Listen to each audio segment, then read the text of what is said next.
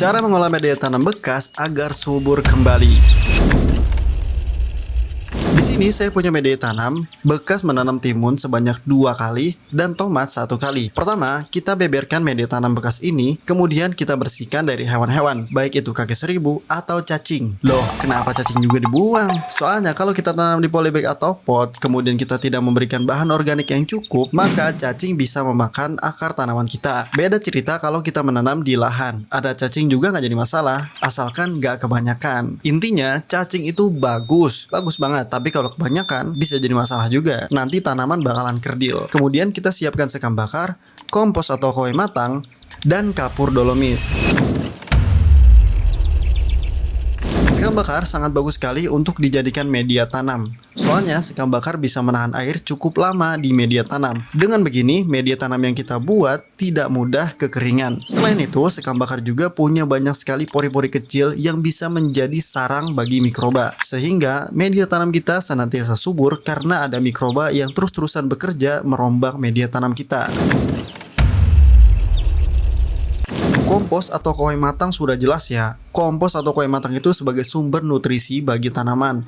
Kalau nggak ada kompos, maka media tanam yang kita buat bakalan miskin unsur hara yang bisa mengakibatkan tanaman kita menjadi kerdil, mudah terserang penyakit, dan masih banyak lagi. Kita wajib menggunakan kotoran hewan atau kompos yang sudah benar-benar matang. Soalnya, kalau yang masih fresh, kompos atau kotoran hewan itu masih banyak mengandung amonia, yaitu gas yang baunya cukup menyengat yang bisa bikin tanaman mati mendadak. Bahkan selain itu, ada juga mikroba patogen yang bisa bikin tanaman kita jadi sakit, entah layu mendadak, bercak daun, busuk buah, dan lain sebagainya. Maka dari itu, kita wajib pakai kotoran hewan atau kompos yang sudah tidak berbau, tidak panas, dan kering. Buat kalian yang ingin membuat kompos, silakan buat kompos 2-in-1 yang ini. Kalian bisa simak tutorialnya, link ada di deskripsi.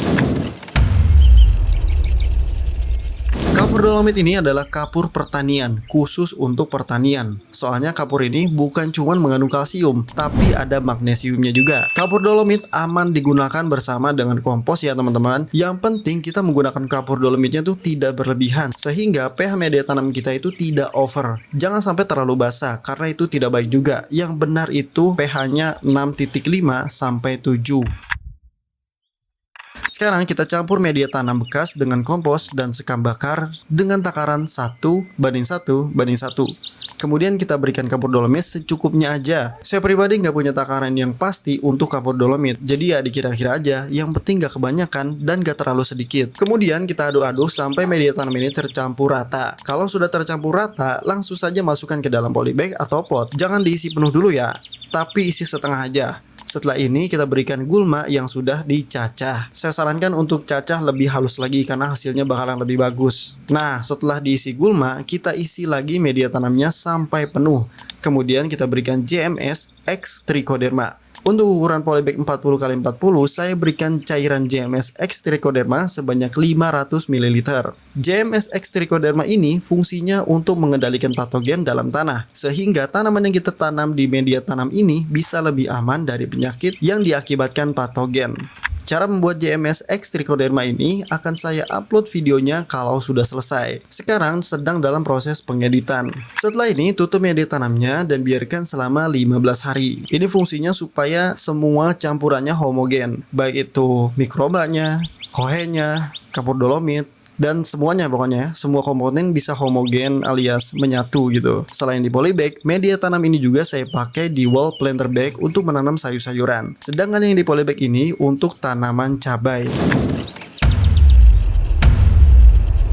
Sekarang kita lihat bagaimana hasil tanaman dari media tanam bekas ini. Nah, ini adalah hasilnya. Ini adalah bayam hijau. Bagus kan? Padahal pupuknya cuma jakaba, daunnya lebar, warnanya hijau sempurna untuk tanaman bayam hijau.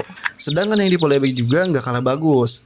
Ini tanaman cabai yang ditanam di media tanam bekas ini. Lumayan bagus kan hasilnya? Baiklah, saya rasa itu saja video kali ini. Semoga bermanfaat bagi saya dan kalian semua. Selamat mencoba, selamat menanam. Barakallahu fikum.